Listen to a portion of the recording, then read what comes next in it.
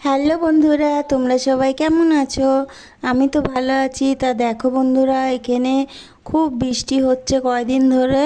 আমি মাটির উনুনে রান্না করি, এবার খড়ি টড়ি কিছুই নেই, সব ভিজে গেছে। এখন সকালে খুব খিদে লেগেছে, কি খাবো? তাই দেখো বন্ধুরা, আমি সকালবেলা পান্তা ভাত নিয়ে নিয়েছি আর কাঁচা লঙ্কা, আর তোমরা দেখতেই পাবে। তা দেখো আমার সকালকারের খাবারটা। আর প্লিজ যদি ভালো লাগে লাইক কমেন্ট শেয়ার করে দিও, আমার পাশে থাকো বন্ধুরা।